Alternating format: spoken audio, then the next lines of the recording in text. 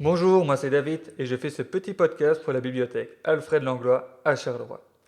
Nouvelle rubrique intitulée sobrement Les chroniques de David pour vous présenter certains ouvrages que je juge intéressants. Alors les plus observateurs d'entre vous l'auront sûrement remarqué, notamment grâce au vendredi lecture, mais je suis un grand lecteur de bandes dessinées au sens large. De ce fait, ces rubriques parleront surtout de comics, de BD et de mangas, mais pas que. Je n'exclus pas de vous parler de temps en temps de romans, notamment le tome 1 de Wild qui était mon gros coup de cœur roman 2020. On commence donc cette rubrique par la série Gideon Falls, nouvelle série disponible à la bibliothèque. Ce comics est scénarisé par Jeff Lemire, dessiné par Andrea Sorrentino et colorisé par Dave Stewart. Publié en VO chez Image Comics, et la version française est disponible chez Urban Comics. Commençons par parler des auteurs. Jeff Lemire est un auteur canadien de comics, généralement scénariste mais aussi dessinateur comme sur Winter Road ou Trillium. Connu pour ses travaux chez les Big Two, donc les Big Two c'est Marvel et DC, mais surtout pour ses séries indées comme Black Hammer, Essex County ou Gideon Falls. Sorrentino est un dessinateur italien travaillant principalement pour Marvel.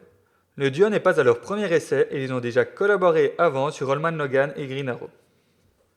Dave Stewart est l'un des coloristes les plus renommés dans le milieu des comics. Il a reçu plusieurs fois l'Eisner Award, donc l'équivalent des Oscars d'un point de vue comics, pour ses séries comme Daredevil, Hellboy, Conan ou Gideon Falls. Tout ce beau monde s'est donc réuni pour nous concocter cette série horrifique. Mais Gideon Falls, c'est quoi? Alors, pour ne pas trop divulguer l'intrigue, je vais surtout me concentrer sur le premier tome. Donc, dans Gideon Falls, on suit en parallèle l'histoire de deux personnages, Norton Sinclair et le père Fred. Norton Sinclair est un personnage en marge de la société, paumé et est suivi par un psychiatre. Sa plus grande étrangeté est qu'il fouille les poubelles de la ville à la recherche de déchets. Mais des déchets particuliers comme des clous, des morceaux de bois.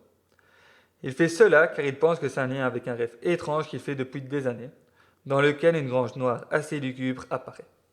Le père Fred est un homme de foi qui n'officie plus depuis des années mais dont le support l'envoie dans une petite bourgade du nom de Gideon Falls.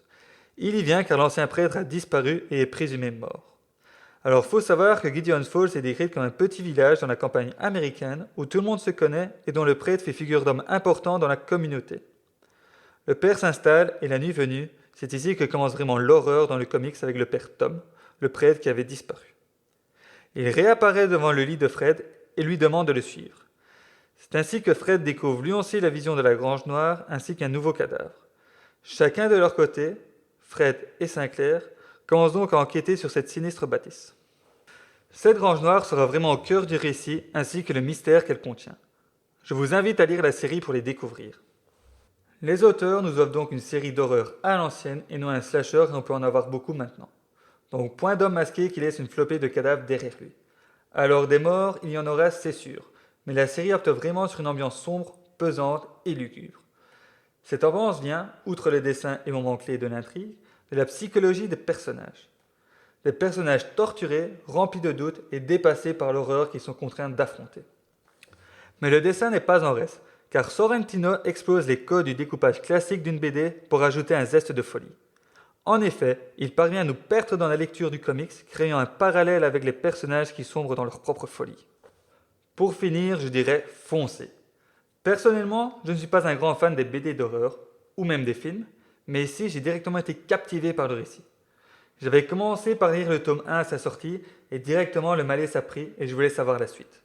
Mais voilà, quand j'accroche autant au tome 1 d'une série, je suis du genre à attendre que la série soit complète, si c'est une série courte, ou que quelques tomes soient parus. Ici, la série devrait se terminer au tome 5, mais j'ai craqué au tome 4 et je les ai dévorés tous en une journée. Entre surprise et effroi, j'avançais dans les comics en me demandant à chaque fois ce que la page suivante me réserverait. Mon seul regret maintenant que je dois attendre le tome 5 pour avoir la conclusion. Vous pourrez prochainement lire les 3 premiers tomes de la série à la bibliothèque. Nous nous retrouverons bientôt pour une prochaine chronique, en espérant que celle-ci vous a plu. En attendant, laissez-vous donc captiver par la Grange Noire.